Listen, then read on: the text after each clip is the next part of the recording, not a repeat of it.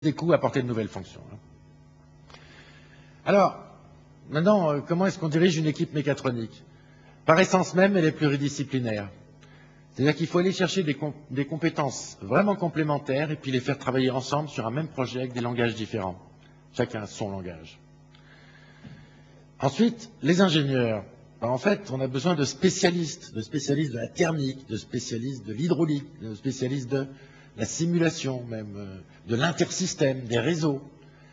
Et en fait, le gros problème, c'est que l'ingénieur de demain, enfin, nous, quand on était ingénieur, ben, c'était assez simple, on était ingénieur, puis ensuite, 5-10 ans après, on était chef de projet, puis après ça, on était chef de département, puis ensuite directeur, et à 50 ans, on se faisait virer, quoi. Enfin, grosso modo, c'est la carrière d'un ingénieur de ma génération. Bon. Et après, on est consultant, exactement. Merci de m'offrir ces points de sortie. En fait, demain, je pense que 80% des ingénieurs resteront ingénieurs toute leur vie. Et donc, c'est très important d'inculquer aux ingénieurs le fait qu'il faut qu'ils soient fiers d'être ingénieurs. Ça, c'est fondamental. Je veux dire, le fait d'être ingénieur, bon, on doit en être fier. On développe des produits très chouettes, c'est de plus en plus complexe. Et en fait, on peut, pour reprendre le langage de nos jeunes, c'est pas le mien bien entendu, y prendre son pied. Hein.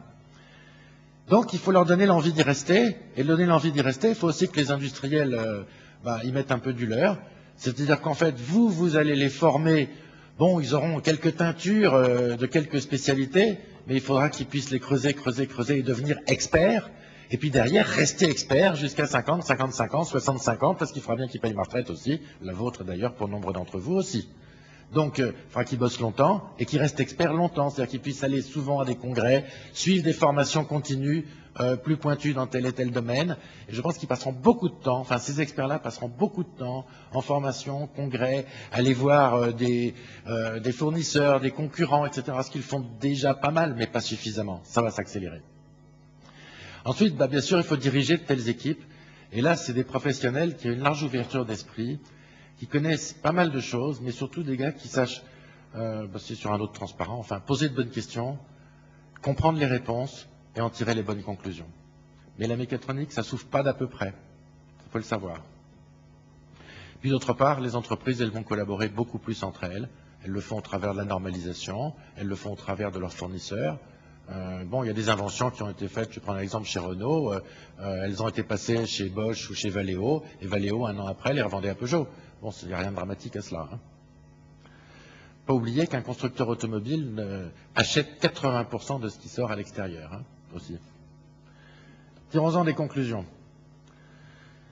Alors, là où la mécatronique est importante, je vais prendre le transparent de gauche, pardon, sur les applications embarquées, on a démarré dans le ferroviaire, on est passé à la commande de moteur, puis aux alimentations statiques ininterruptibles et intelligentes.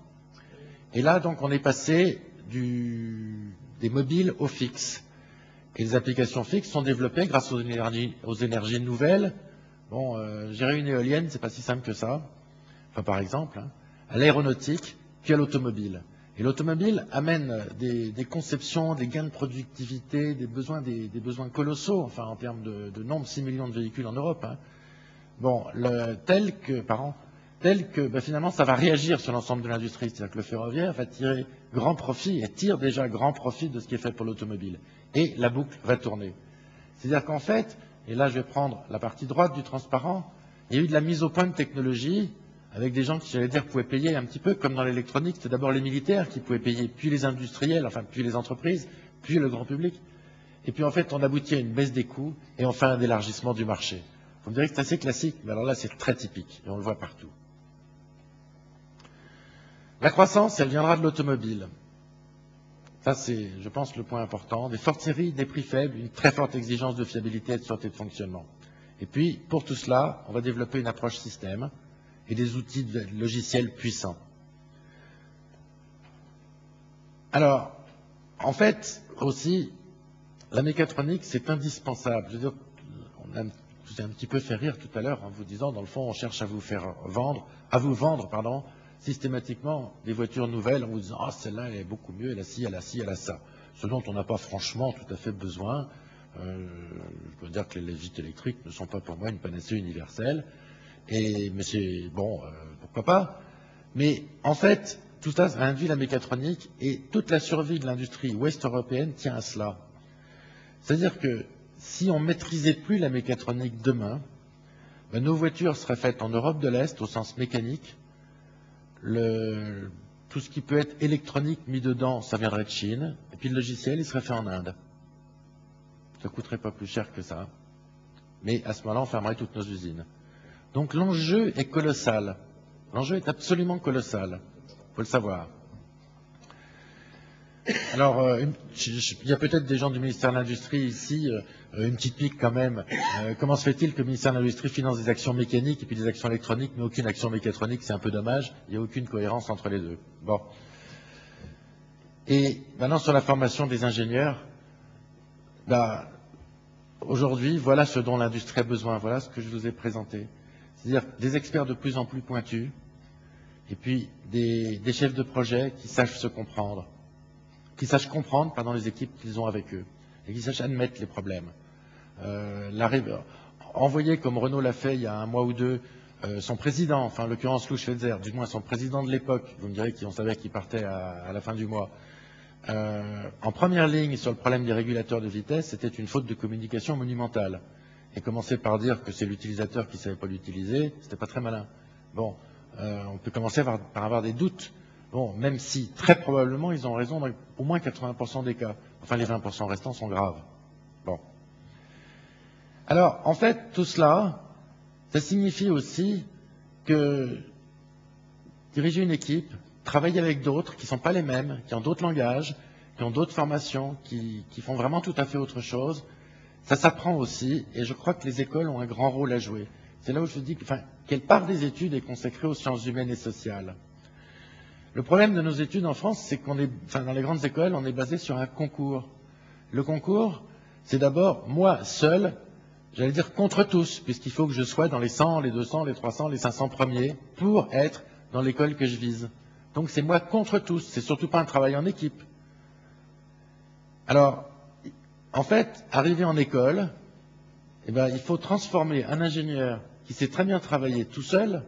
Il y a des méthodes, dans le fond, puisqu'il est arrivé à un concours, disons, brillamment, enfin, ce qui est quand même pas mal, mais qui est surtout habitué à travailler tout seul, contre tous, en quelqu'un qui va savoir travailler en équipe avec tous. Et là, on a 3-4 ans d'études, le temps d'un master pour faire ça. Et là, je crois que c'est très très important de développer cette notion de projet. Et personnellement, moi, je suis très réticent quant aux notations dans les grandes écoles, au-delà du concours, quant aux notations qui ne font pas la part belle à ce qui pourrait être consacré, ce qu'on pourrait appeler les sciences humaines ou sociales. La participation à un bureau d'élèves est importante, entre autres, par exemple. La participation, faire avec d'autres quelque chose, à un concours de robotique, au marathon Shell, etc. Tout ça, c'est important. Et puis, au travers de tout cela, il ne faut pas oublier que les ingénieurs auront à diriger d'autres ingénieurs, certes, mais aussi beaucoup de techniciens. Eh bien, est-ce qu'on leur apprend à diriger des gens qui ont d'autres formations, qui sont capables de leur apporter beaucoup? Bon, mettez un ingénieur devant un fer à souder et un circuit imprimé à faire, il ne saura pas faire. Alors, voilà. Alors, il faut les mettre en contact avec des gens des lycées techniques, et je vous assure que les échanges seront très fructueux, très fructueux. Voilà ce que je voulais vous transmettre. Je vous remercie et je vous souhaite une bonne conclusion de vos congrès.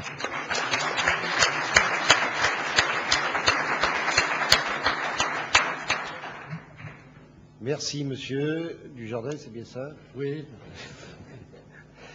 Je vous propose, pour prendre un peu d'air frais avant que tout le monde soit devenu couleur homard ou écrevisse cuite, d'aller prendre un peu l'air 5 minutes. On se donne 10 minutes. 16h25, retour dans la salle. Questions-réponses. À moins que vous voulez peut-être nous quitter? Non, comme vous voulez. Non, vous pouvez attendre. D'accord. Donc on pourra poser les questions à monsieur Dujardin. Oui, excuse-moi Jean-Michel, tu as raison. On pourra poser les questions à monsieur Dujardin dans 10 minutes, mais pas plus tard. Hein. D'accord? Merci.